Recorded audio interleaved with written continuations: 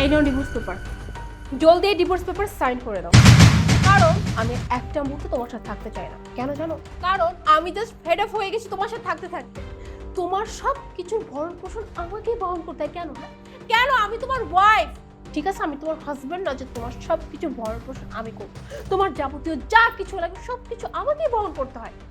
আসছে হাজবেন্ড হইতে একটা ইউজলেস কোথাকার, কোনো কিছু করতে পারে না, কিচ্ছু না। তাই আমি তোমার সাথে আর থাকবো না। তুমি এই মুহূর্তে ডিভোর্স পেপার সাইন করে দিবে আর সব সম্পর্ক আজকে এই মুহূর্তে শেষ করে দিবে। কি ব্যাপার? আমার মুখে তুমি কি দেখতেছো? আমার মুখের দিকে দেখতে বলি নাই, এই ডিভোর্স পেপারে সাইন করতে বসে। জাস্ট এক্ষুনি এই ডিভোর্স পেপার সাইন করে এই হলো করো ফার্স্ট।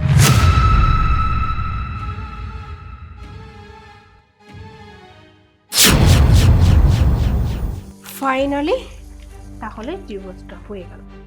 আর এইরকম একটা ইউজলেস মানুষের কাছ থেকে আমি রেহাই পেলাম।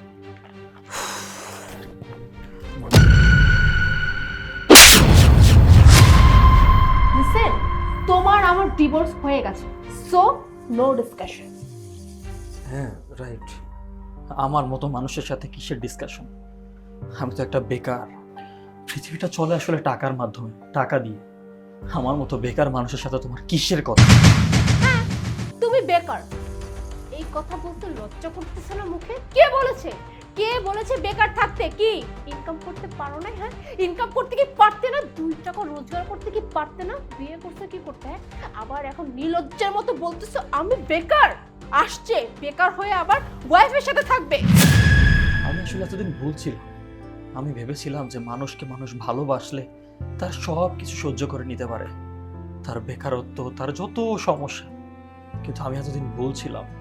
আর জানো, আমি না এতদিন তোমার কাছে একটা জিনিস লুকিয়েছিলাম। আমি ওই যে তোমাকে বলেছিলাম না যে আমার কোম্পানিতে দিনের পর দিন লস হচ্ছে। এই পুরো জিনিসটা মিথ্যে ছিল। মানে মানে তোমার বিজনেসে কোনো লস হয়নি? বাট তুমি আমাকে মিথ্যে কথা বলেছো। আমি শুধুমাত্র তোমাকে পরীক্ষা করতে চেয়েছিলাম যে এরকম খারাপ সময় কি তুমি আমার পাশে থাকতে পারবে, যে সময় আমি বেকার, যে সময় আমার কোনো টাকা পয়সা নেই, যে সময় আমি আমার বাসা ভাড়াটা দিতে পারবো না। আমি শুধুমাত্র এটা চেক করার জন্য তোমার সাথে এই নাটকগুলো করেছি। আমি যদি চেক না করতাম আমি জানতেই পারতাম না যে তোমার ভিতরে ভিতরে এরকম চলে আমাকে। আমার টাকা পয়সা, আমার প্রমোশন, আমার ব্যবসা সব যদি ঠিকঠাক থাকে তাহলে তুমি আমার সাথে থাকবে। বাট কোনোদিন যদি সত্যি লসের পথে আমি চলে যাই, তুমি সেদিনও আমাকে ছেড়ে চলে যাবে, যেমন টাস্কে করতেছো। আর শোনো, যার সাথে প্ল্যান করেছো যে আমাকে রেখে তার সাথে চলে যাবে, তার সাথে মূলত আমি প্ল্যান করেছিলাম তোমাকে চেক করার জন্য। সেই ছেলেটা আর কেউ না, আমার ড্রাইভার মুন্না।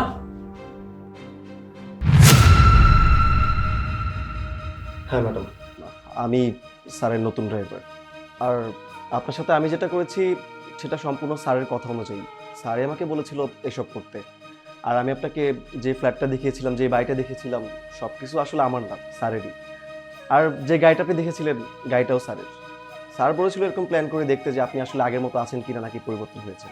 আসলে স্যার চেয়েছিল আপনাকে নতুন বাড়িটা গিফট করবে, তাই এর আগে একটু পরীক্ষা করতে চেয়েছিল। আর আমি আপনার সাথে যে অভিনয়টা করেছি এটার জন্য আমি দুঃখিত ম্যাডাম। ঠিক আছে মুন্না, তুমি যাও। দেখলে, এখন নিজের প্রতি নিজের অনুশোচনা হচ্ছে যে আমি এইরকম একটা মানুষকে ভালোবেসেছিলাম। ঈশাদ, ঈশাদ, আমাকে কি মাফ করে দেয়া যায় না? দেখো মুন্না, ক্ষমা আমরা সেই মানুষটাকে করি যাকে আমরা ভালোবাসি, যে আমাদের আপনজন। তোমার সাথে তো আমার ডিভোর্স হয়ে গেল এই মাত্র, তোমার সাথে তো আমার কোনো সম্পর্কই নেই। ক্ষমার তো প্রশ্নই আসে না। আমি বাইরে যাচ্ছি, এসে যেন তোমার এই মুখটা আমি না দেখি।